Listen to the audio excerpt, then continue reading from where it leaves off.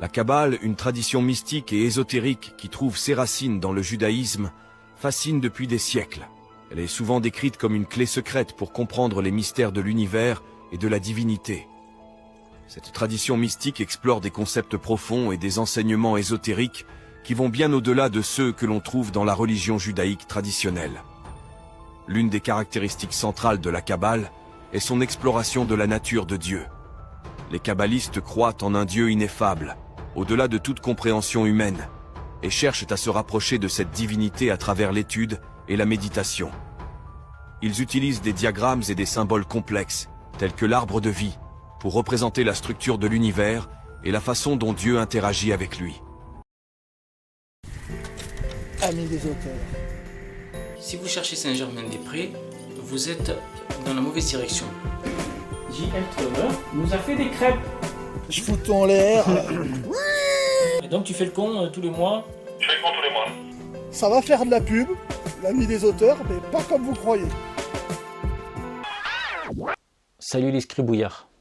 Aujourd'hui je vais vous parler d'un petit livre écrit par Marc Halévy qui s'intitule La Kabbale initiatique. La Kabbale, c'est un sujet sur lequel je me suis penché il y a plus de 20 ans. Alors je ne vous raconte pas des cracks, hein. Comprendre la Kabbale. Qu'est-ce que la Kabbale? Mystère de la Kabbale. Les secrets de la Kabbale. Les évangiles à la lumière de la Kabbale. Donc vous voyez, j'ai pas pris ça à la rigolade, mais ça c'était il y a 20 ans, et très certainement qu'à l'époque, même si j'avais vraiment envie de comprendre et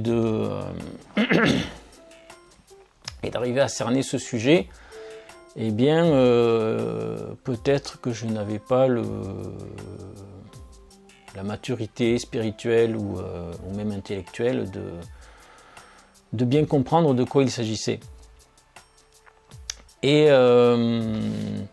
donc comme vous le savez, il y a quelques semaines, j'ai essayé je me suis décidé à reprendre un petit peu tout ça, puisque je vous renvoie à certaines de mes vidéos récentes.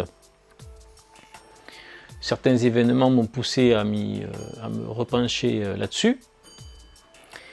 Et eh ben, on m'a offert ce petit livre. Alors c'est pas un livre que je connaissais, que j'avais demandé. Voilà, on savait que je m'intéressais à la Kabbale, donc on m'a offert ce petit bouquin. Ce qui m'a permis de me replonger là-dedans. Donc déjà la Kabbale, qu'est-ce que c'est? C'est la tradition ésotérique de la religion juive. C'est une tradition qui s'illustre par ce qu'on appelle l'arbre des séphirotes, l'arbre de vie, qui regroupe donc 10 séphirotes. Les séphirotes sont alors je ne sais pas si on peut parler d'état de conscience, du moins ce sont des étapes sur le cheminement spirituel. Voilà, on va dire ça comme ça. Et donc ce livre, la Kabbale initiatique, aborde ce cheminement sur les étapes de la compréhension spirituelle, de la séphira la plus basse, on va dire, Malkout, qui correspond au monde matériel,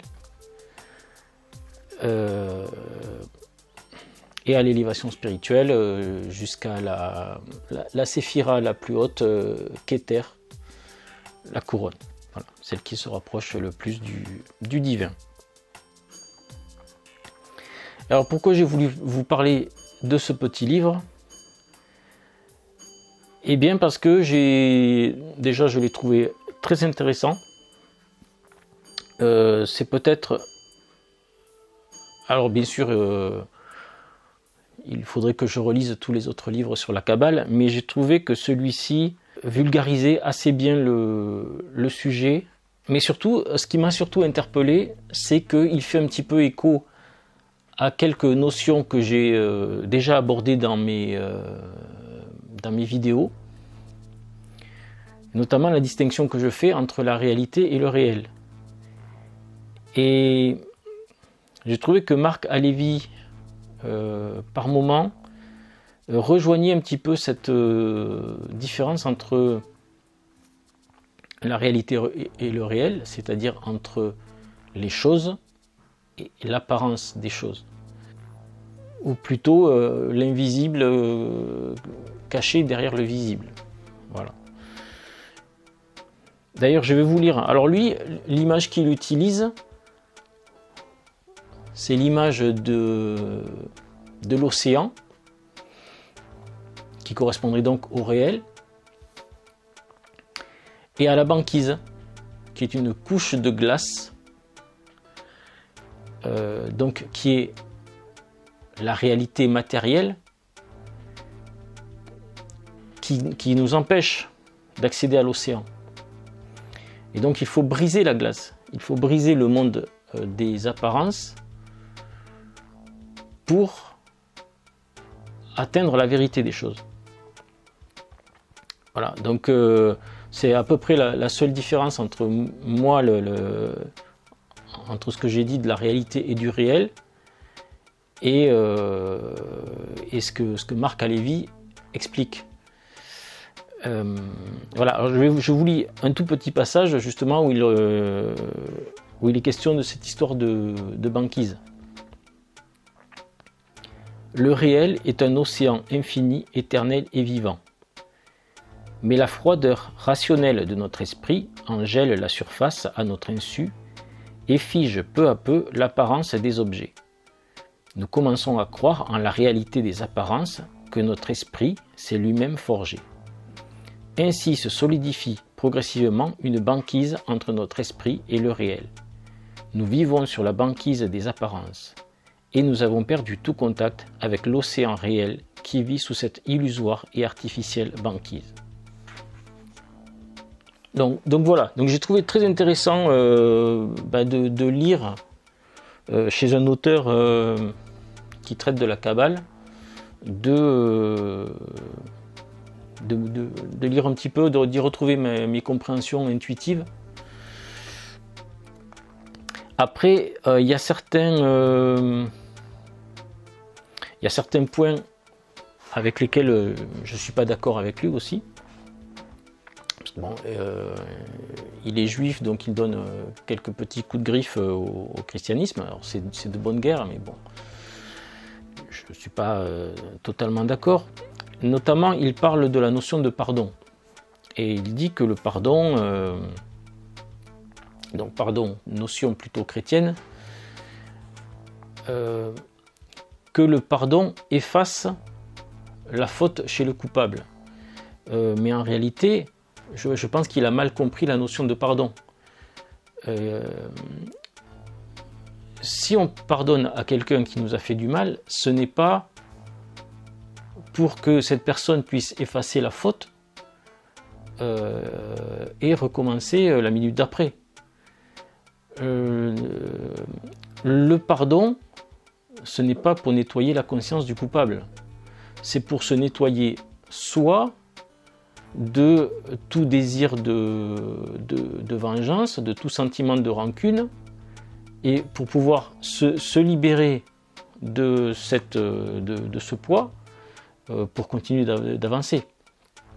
Voilà, donc à part des petits détails comme ça avec lesquels je ne suis pas trop d'accord avec lui, j'ai trouvé ce livre très, très instructif, voilà, il m'a permis de mieux comprendre certaines notions liées à la Kabbale. Et donc si c'est un sujet qui vous intéresse, je pense que la Kabbale initiatique de Marc Halévy, ça peut être un bon début pour vous de vous lancer sur ce chemin-là. Voilà, j'ai pas besoin d'en ajouter beaucoup plus, je pense. Donc je vais m'arrêter là. Si vous avez envie d'en savoir plus, si vous voulez éventuellement que je vous parle un peu plus de la Kabbale, ou si vous avez envie de parler un petit peu plus de spiritualité, les commentaires sont là pour ça. Donc n'hésitez pas à vous exprimer, n'hésitez pas à me dire si cette vidéo vous a intéressé, vous a plu. N'hésitez pas, comme vous le savez, à vous abonner, à faire connaître la chaîne, tout simplement, à liker. Et on se retrouve la semaine prochaine pour de nouvelles aventures. Merci les scribouillards, à très bientôt.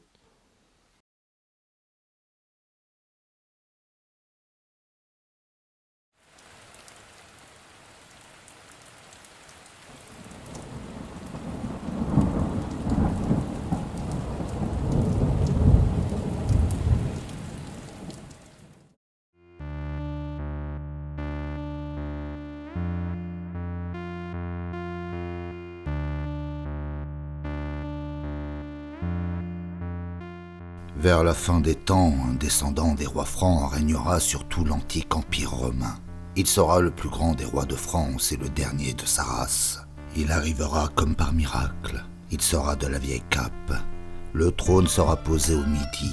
Après un règne des plus glorieux, il ira à Jérusalem, sur le mont des Oliviers, déposer sa couronne et son sceptre.